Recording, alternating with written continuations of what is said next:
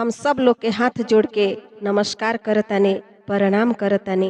रो लो साथ दे हम लोग, तो ही हम आगे बढ़ेम और चलेम। आज का गीत जो लेकर आइल बानी बहुत सुंदर बा, जरूर सुनम लो, धमाकेदार बा। हाँ, जरूर सुनम लो। एक दिन के बात बा, पतोह का करतरी, सास के पास जा तरी। सास के मन करता भजिया खाए के मन करता। पतोह जा तारी प्लेट में 4 गो भजिया लेके जा तारी। सास को पसंद नहीं खे, कहतारी जब देखा तब हमरा के 4 गो भजिया गिन के दे दिया। काहे तो उनका सास के ढेर सारा भजिया खाए के आदत बा। तो उ पतोह का कहतारी सुनी लोगन। पियाज भइल है यसी भजिया, कैसे खैबू बेसी सुन सासु हो। सुना हो, पियाज भइल है यसी भजिया, कैसे खैबू बेसी सुन सासु हो। सुन सासु हो, सुन सासु माँ, घर में पैसा नहीं खे बेसी सुन सासु हो। घर में पैसा नहीं खे बेसी सुन सासु हो। पियाज भइल है यसी, कैसे खैबू भजिया बेसी सुन सासु हो। इतने में काम चलाई। सुन सासु हो, सुन सासु हो, घर में पैसा नहीं खे बेसी सुन सासु हो। घर में पैसा नहीं खे बेसी सुन सासु हो।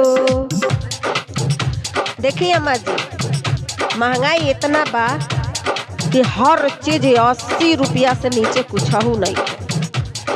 हम 100 रुपया लेके जाइले बाजार में, लेकिन हमरा 2 या 3 आइटम में हो जाला।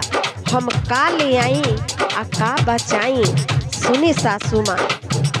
अरे भिंडी बाटे योसी हो, बैगन बाटे योसी, गोभी बाटे योसी हो, नेनुआ बाटे योसी। का लेके आई हो? सब तो दुनिया भर के महंगा बा, का हम लेकर आई? कैसे घर चलाई, कैसे चलता हमरा नु मालूम बा। अब भौआ के सुनी सुनी धर के ला छाती हमर सासु हो। भौआ के सुनी सुनी धर के ला छाती हमर सासु हो, हमर सासु हो। भजिया कैसे खैबू बेसी हमर सासु हो। घर में पैसा नहीं खे बेसी हमर सासु हो। घर में पैसा नहीं खे बेसी हमर सासु हो। का करी सासू माँ,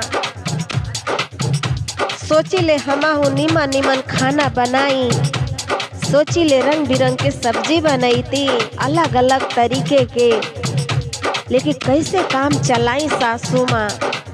4 बच्चे के परवरिश करे के बा, रउआ लोगन के देखे के बा। कितना राउर बेटा कमाई है और कितना मेहनत से वो कमाता रहे, कैसे घर चली ये महंगाई के जमाना में।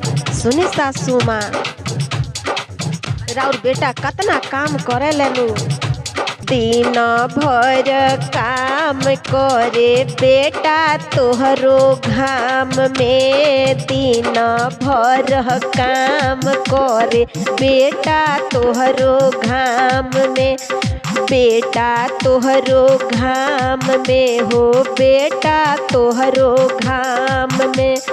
तन को आराम नइखे उनको दिनों रात में, तन को आराम नइखे उनको दिनों रात में। तनको आराम नइखे, उनकरा देह के चैन नइखे सासू माँ। सुनी, नाही कमाईहन तो घर कैसे चली हमर सासू हो, हमर सासू हो। घर में पैसा नइखे बेसी हमर सासू हो, घर में पैसा नइखे बेसी हमर सासू हो। ए सासू माँ, रवा तो बस 2 वक्त के रोटी मिल जाला, चुपचाप खा लिहिले। कहाँ से का आवेला, कहाँ से का जाला, इ त हमरा नु मालूम बा, रवा बेटा के मालूम बा। कैसे खाएम हमारे सासू माँ?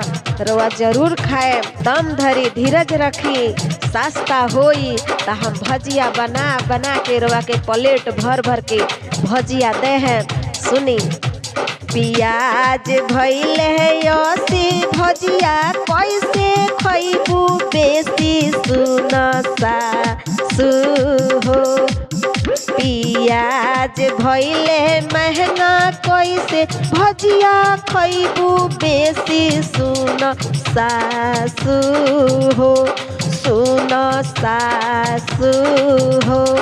घर में है पैसा नइखे बेसी सुन सासू हो, घर में पैसा नइखे बेसी सुन सासू हो, घर में पैसा नइखे बेसी सुन सासू हो।